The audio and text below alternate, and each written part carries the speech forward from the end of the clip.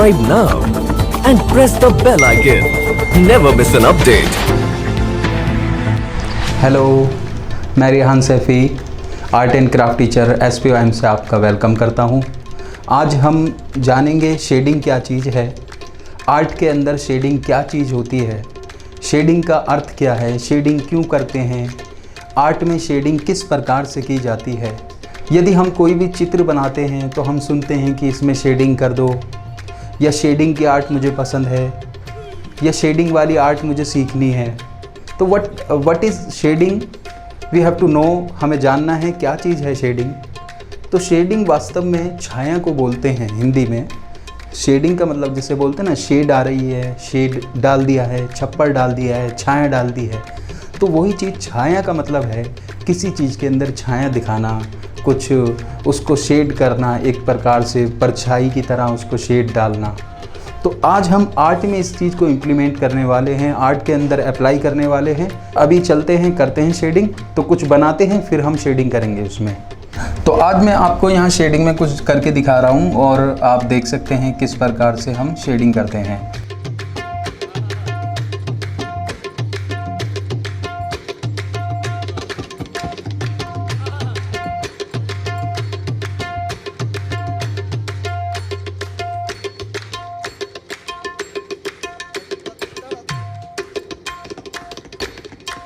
ये मैंने कुछ ऑब्जेक्ट यहाँ पर बना के दिखाए हैं कि कैसे हम ये जो शेडिंग है, शेडिंग में कैसे इस्तेमाल कर सकते हैं, क्या बना सकते हैं शेडिंग करके। ये जैसे कि लाइक एक टी पॉट है और टी पॉट की ड्राइंग है यहाँ पर। ये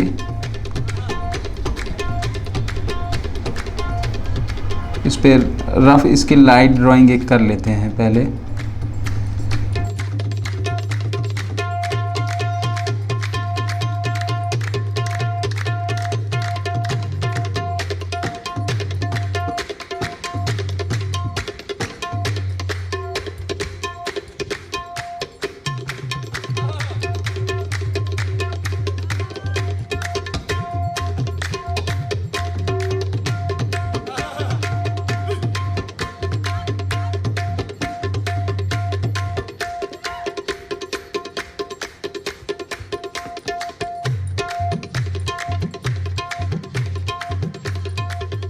ये मैंने कुछ ऑब्जेक्ट ड्राइंग की है यहाँ पर, जिसमें ink pot, apple, tea pot, pastry और कुछ ऐसी कुछ मूंगफलियाँ वगैरह मैंने रखी हैं। जैसा कि डेली लाइफ में हम देखते हैं, ऐसे सामान हम देखते हैं अपने घरों में रखे हुए। तो इनको शेडिंग में एक हम करके दिखा रहे हैं, शेडिंग इसमें किस प्रकार होगी। और बैकग्राउंड में कुछ हम ड्रेपरी दिखा सकते हैं, जैसे कुछ कपड़ा वगैरह जो हमारे बैकग्राउंड में यहाँ पर रखा हुआ है। तो बेसिकली शेडिंग के अब हम कॉन्सेप्ट पे जाएंगे, शेडिंग कैसे करनी है और शेडिंग का हमें क्या ध्यान रखना है शेडिंग करते टाइम। तो सबसे पहले हमें ये ध्यान रखना होगा कि जो भी हम बना रहे हैं उसके अंदर हम ऑब्जेक्ट के कलर को पहचानें। डेली लाइफ में हम कैसे देख रहे हैं ऑब्जेक्ट को, किसी भी सामान को। यदि हम सेब को और एक केतली को देखते हैं तो दोनों के कलर का मन के अंदर अंतर करें, दोनों कलरों की तुलना करें, दोनों कलर का जो है विश्लेषण करें कि यदि सेब लाल कलर का है तो टी पॉट वाइट कलर की है, तो इनके अंदर हमें क्या भिन्नता दिखाई देती है। सेब का कलर तो ज़्यादा डार्क हो जाएगा वाइट की तुलना में, क्योंकि वाइट कलर का टी पॉट है और सेब लाल कलर का है। तो हम जब शेडिंग करेंगे तो यही माइंडसेट अब हमें इम्प्लीमेंट करना होगा अपनी आर्ट में भी, कि हमें डार्क कलर जो है सेब में डालना होगा और लाइट शेडिंग हमें टी पॉट में देनी होगी। अब हम तुलना करते हैं टी पॉट की और इंक पॉट की। तो हमें ये ध्यान रखना है कि इंक तो डार्क होती है, ब्लू होती है, ब्लैक होती है, और टी पॉट तो वाइट कलर का है। दोनों के अंदर क्या तुलना करके पाया कि इंक पॉट डार्क कलर की है, इंक पॉट ब्लू कलर की है, और वाइट कलर दोनों में कौन सा डार्क है, ये माइंड में सोचना है, अपने अंदर दिमाग में उस चीज़ को इमेजिन करना है, कल्पना करनी है उसकी, और फिर उसके हिसाब से स्ट्रोक लगाना है।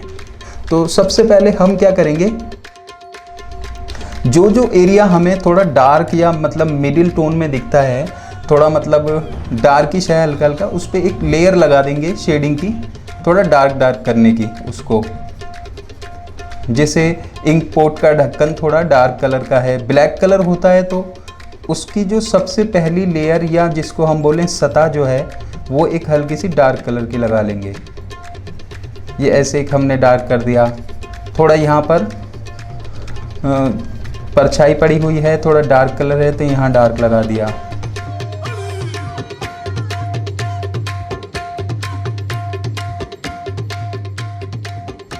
हाथ को हमेशा 45 डिग्री एंगल पर ही शेडिंग करते हैं, तो बिल्कुल एक उस एंगल में ही हमें स्ट्रोक को चलाना होगा, जैसे मैं यहाँ करके दिखा रहा हूँ आपको।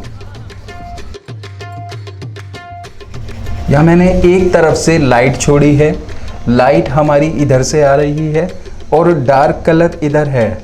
जहाँ पर लाइट नहीं होगी वहाँ ऑलरेडी डार्क होगा, वहाँ अंधेरा होगा, जहाँ रोशनी नहीं वहाँ अंधेरा है। तो इसीलिए थोड़ी लाइट इस जगह से हमें अपनी ही सेंस से क्रिएट करनी होगी कि यहाँ पर लाइट पड़ रही है इधर की तरफ, या हम इधर से भी लाइट डाल सकते हैं। तो ये ड्राइंग शेडिंग करते टाइम हमें ध्यान रखना होता है। तो ऐसे ही मैंने यहाँ पर ये एक शेडिंग इधर दे दी है थोड़ी थोड़ी, और इधर से लाइट आ रही है। ऐसे ही फिर इसमें हम थोड़ा सा यहाँ पर भी शेडिंग कर सकते हैं, जैसे कि ये कपड़ा है, बेसिकली कुछ मोटा सा कपड़ा पड़ा हुआ है तो इसकी परछाई आ रही है।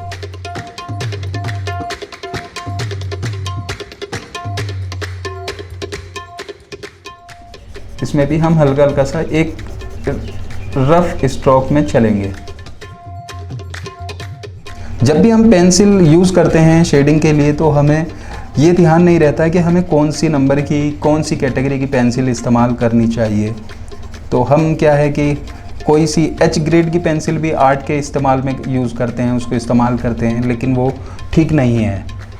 अब हमने देखा सेब जो है इस कलर का है, इससे ये इस टोन में आता है, तो टी पॉट हमारी वाइट रहती है। अब ये थोड़ा सा डार्क हो जाएगा क्योंकि मिट्टी का बनाया हुआ है, थोड़ा इसका डार्क कलर है। अब जैसे सेब है तो सेब से अब ये अलग हो गया, टी पॉट से भी अलग हो गया, एस्ट्रे से भी अलग हो गया है। ये थोड़ी ओकर टाइप कलर है, थोड़ा जैसे गेहूं का कलर होता है, मूंगफली है, तो थोड़ा लाइट लाइट कलर छोड़ेंगे इसको।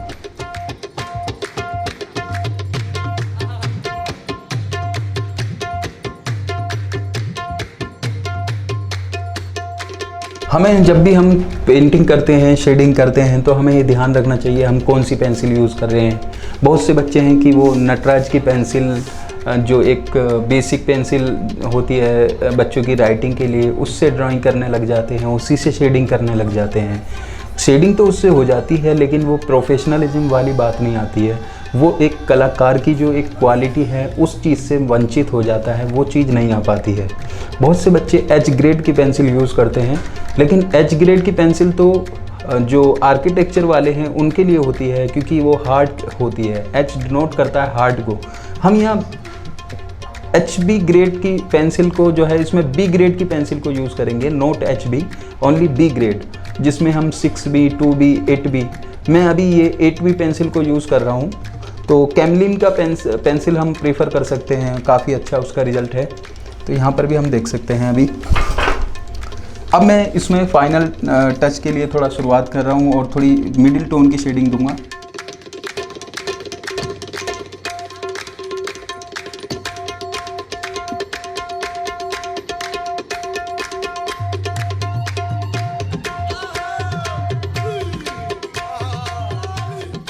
हमें पूरी शेडिंग में ये ध्यान रखना होगा कि हम एक तरफ से ही काम करते हुए चलें।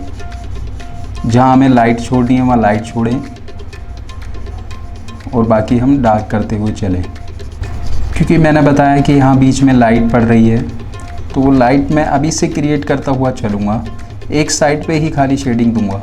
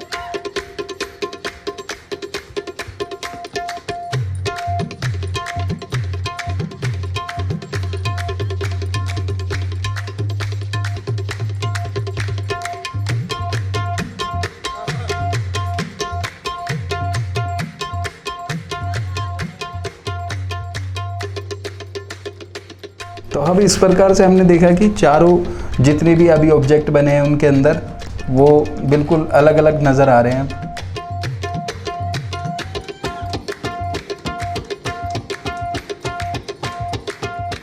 अब यहाँ कुछ डिज़ाइन दे सकते हैं, जैसे फूल बर्तनों में रहता है।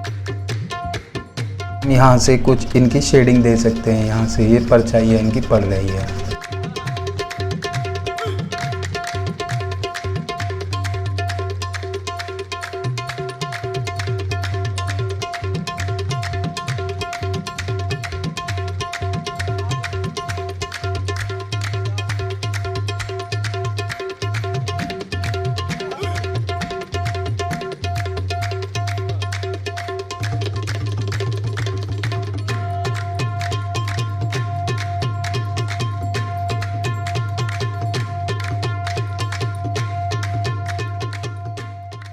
बच्चों, हमने जाना शेडिंग कैसे करनी है, शेडिंग क्या चीज़ है।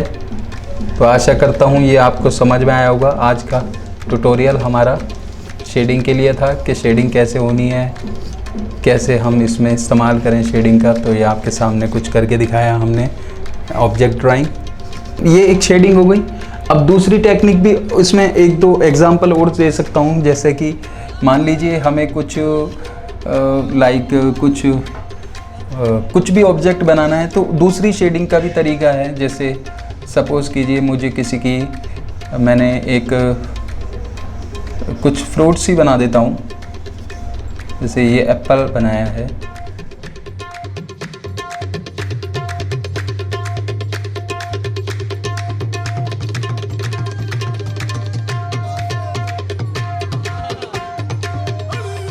तो इसमें ऐसी शेडिंग ना करके दूसरे शेडिंग में भी कर सकते हैं, जैसे आप कन्वीनियंट है। जैसे ये लाइन दे सकते हैं हम, इसे बोलते हैं क्रॉस हैचिंग।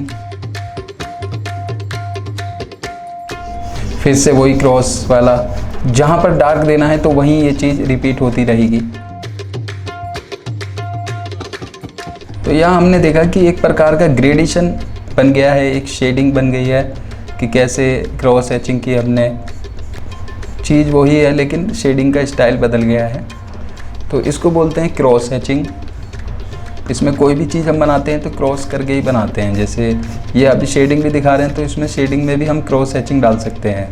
जैसे ये हो गया तो इसकी अपोजिट डायरेक्शन में लाइन, फिर ऐसे है तो इसकी अपोजिट डायरेक्शन में लाइन। तो जब तक आप डार्क कलर की टोन नहीं मिलती है तो तब तक ये करते रहें।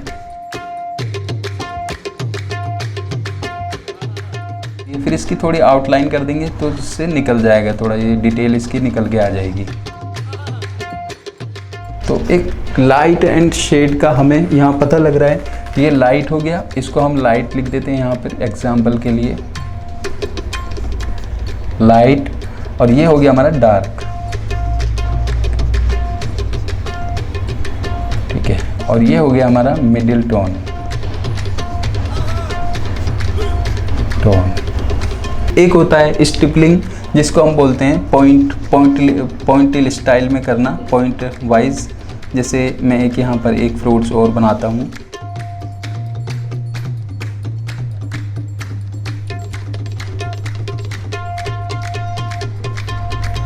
ये फ्रूट है तो इसमें हम क्या दे सकते हैं, पॉइंट से कर सकते हैं। जैसे हमने देखा कि यहाँ लाइट रहेगी तो हम इसमें ये चीज़ इस्तेमाल करके भी कर सकते हैं।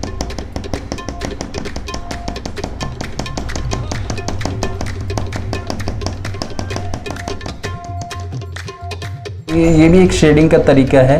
19वीं शताब्दी के एक प्रसिद्ध चित्रकार, यूरोपीय चित्रकार जॉर्ज सूरा, उन्होंने ये पेंटिंगों में, अपनी पेंटिंगों में ये इसी स्टाइल में पेंटिंग करते थे। इसको बोलते हैं बिंदुवाद, यानी बिंदु से चित्रण करना।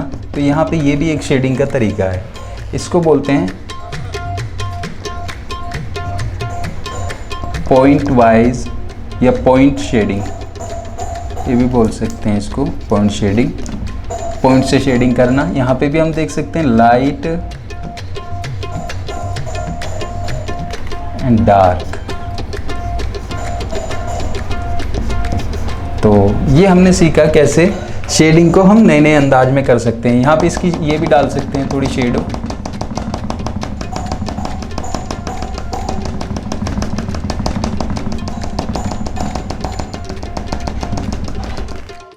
देखा आपने किस प्रकार से शेडिंग होनी है, लाइट एंड डार्क क्या चीज़ है, कितनी इसकी ज़रूरत है पेंटिंग के अंदर समझने की। कहीं से एक लाइट आ रही है, कहीं से डार्क पड़ रही है, डार्कनेस है, तो वही चीज़ हमें शेडिंग में क्रिएट करनी होती है। जैसे यहाँ हम डार्क देख सकते हैं, यहाँ लाइट देख सकते हैं, यहाँ लाइट देख सकते हैं, यहाँ डार्क देख सकते हैं। वही इम्प्लीमेंटेशन मैंने यहाँ अप्लाई किया, कैसे लाइट कैसे डार्क, कैसे लाइट कैसे डार्क, ये सब चीज़ें, इसी को शेडिंग कहते हैं। ये बहुत इजी है करने में, बस आप फ्री माइंड से कीजिए।